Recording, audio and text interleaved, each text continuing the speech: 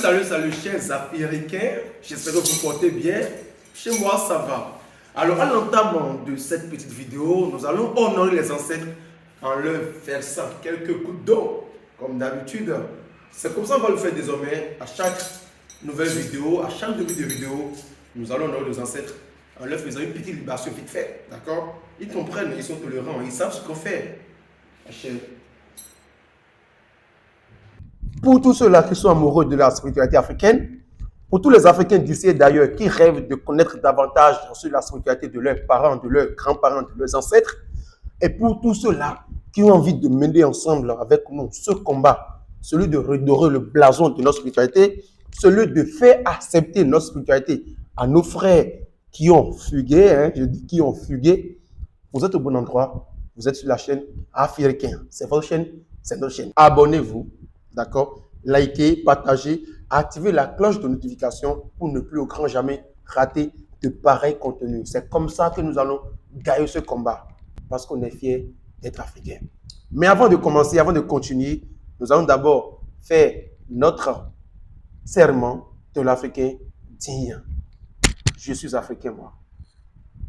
Je suis africain à la peau noire, la couleur de l'âme, la couleur de la nature, la couleur des éléments essentiels de la nature. Je viens de là où le Saint-Esprit est invoqué avec de l'huile rouge, de l'eau et du sang frais d'animal immolé. J'ai grandi talisman à la ceinture, comme tout enfant de ma communauté. Je suis africain, je ne m'en excuse pas. Je suis de culture vaudou animiste et je ne m'en excuserai jamais. Jamais. Jamais. Pour ceux qui ont vu la vidéo, et pour ceux qui ne sont pas béninois, bien qui ne comprennent pas le fond, le goût, le remède du Bénin, ou le remède du Bénin, vous allez croire que le diable au Bénin, en fond ou bien en remède ou bien en goût, c'est l'Egba. Mais c'est faux. L'Egba est tout sauf le diable. Et ça, c'est ce que la plupart des Béninois croient. Alors qu'en vrai, l'Egba n'est pas le diable. L'Egba est tout, je vous dis, tout le contraire du diable. Et pour vous l'expliquer, nous allons aller pas à pas. Nous allons d'abord définir la catégorie de divinité à laquelle appartient l'Egba. Sa place, sa position dans le panthéon du vaudou, béninois et yoruba, parce que c'est ensemble, sa place dans ce panthéon et les raisons pour lesquelles on a vite fait de le diaboliser. Au commencement était Elédumare. Elédumare, c'est le Dieu suprême. Lui, il est trop fort, il est trop puissant. Il ne fait rien. Tout ce qu'il veut faire, il le fait par la manifestation de sa puissance. Et les différentes manifestations de la puissance de Elédumare sont appelées des orishas. Il y a plusieurs orishas. Il y a les orishas du ciel et les orishas de la terre. Les orishas de la terre sont les Agba-Imore et les orishas du ciel sont les Orun Imole. L'Egba qu'on a diabolisé fait également partie des orishas. Comme je l'ai dit au commencement, Elédumare, il était seul. Et pour créer la terre et les hommes, il a d'abord manifesté deux puissances. La première, c'est Oduduwa et la deuxième, c'est Obatala. Pour créer les humains, Elédumare a délégué cette tâche à Obatala, qui a créé les humains à partir de la terre. Ça devrait déjà vous dire quelque chose, ce mythe-là. Le mythe de la création biblique, que Dieu créa les Adam et Ève, ou bien Adam à partir de la terre. Obatala créa les humains à partir de la terre. Oduduwa, quant à lui, est devenu le premier roi des humains. Vous comprenez? Ce sont des manifestations de la puissance de l'Elédumare. Chez nous, au Bénin, l'Elédumare, c'est Mahou, le Dieu suprême. Et pour les besoins spécifiques des humains, Elédumare a encore manifesté de sa puissance et il a délégué des tâches spécifiques à toutes ces manifestations-là. Je peux dire, si je veux l'expliquer à un enfant, un petit enfant, je dirais que Elédumare, c'est comme, ou bien Mahou, c'est comme le président de la République et les orishas sont comme ses ministres. C'est exactement comme ça. En ce qui concerne l'Egba, Et la raison pour laquelle on l'a vite diabolisé, elle est celle-ci. Vous savez, moi, j'ai grandi dans une famille animiste. Quand j'étais enfant, j'ai grandi dans une famille animiste, la grande famille, même si mon papa et ma maman étaient chrétiens. Et je voyais chez mon oncle qui avait le fa. On va parler après. C'est l'art divinatoire de notre spiritualité. Mon oncle qui avait le fa avait quelque chose qu'on appelait fa legba, c'est-à-dire le legba du fa. Après, il y avait une place publique, là où Zankbeton, ça aussi, on va revenir là-dessus dans une autre vidéo, sortait. Il y avait également un autre legba. Derrière ma maison, c'est-à-dire à l'entrée de notre village, il y avait encore un autre legba.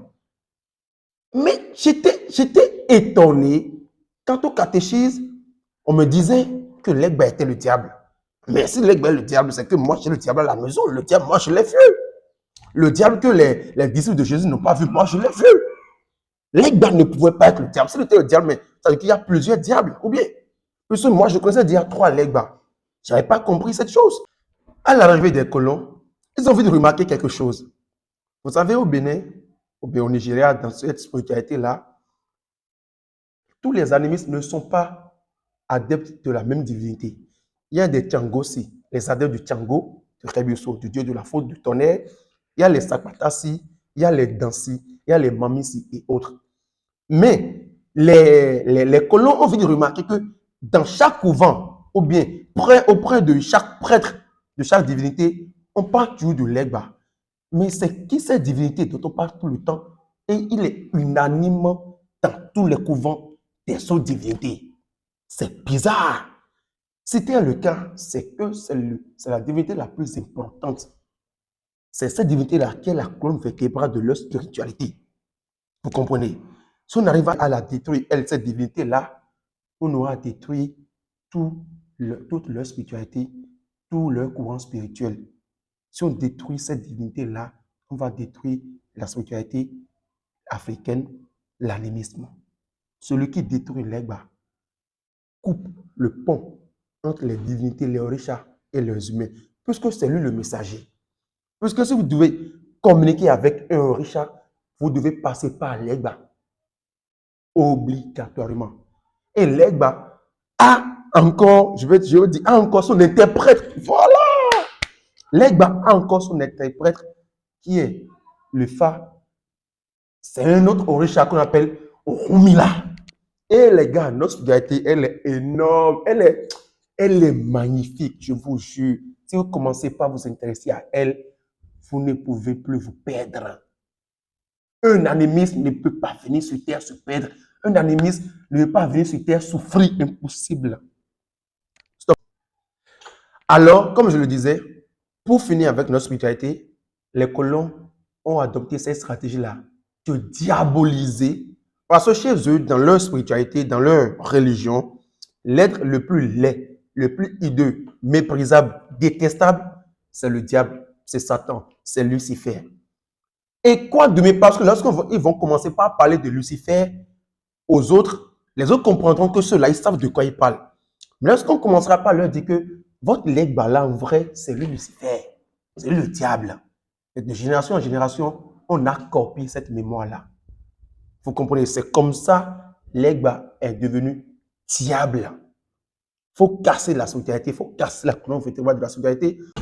Donc, de génération en génération, on nous a fait croire, parce que nos parents, sûrement, eux-mêmes, ne sont même pas au courant que l'Egba, c'est le diable.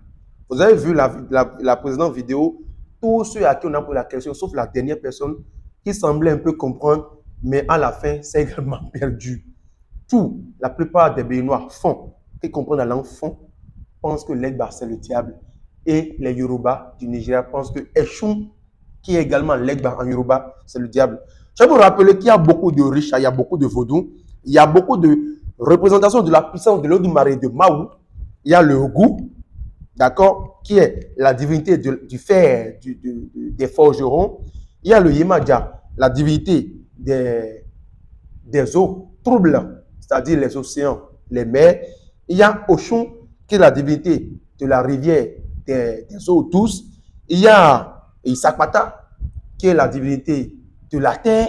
Elles sont nombreuses et croyez-moi, on va en parler On va parler de chaque divinité dans les prochaines vidéos. Donc les gars, prochainement, lorsque vous rencontrerez quelqu'un qui dira que Legba, c'est le diable, dites-lui non. Chez nous, on a aussi une expression pour désigner le malin. On l'appelle Awovi. Awovi. Vous savez ce qu'on dit chez nous? Misa vonan dan, pokpa Awovi. Misa vonan Legba, pokpa Awovi. Misa vonan Rebioso, pokpa Awovi. Misa vonan Ogu, pokpa Awovi. Ça dit quoi?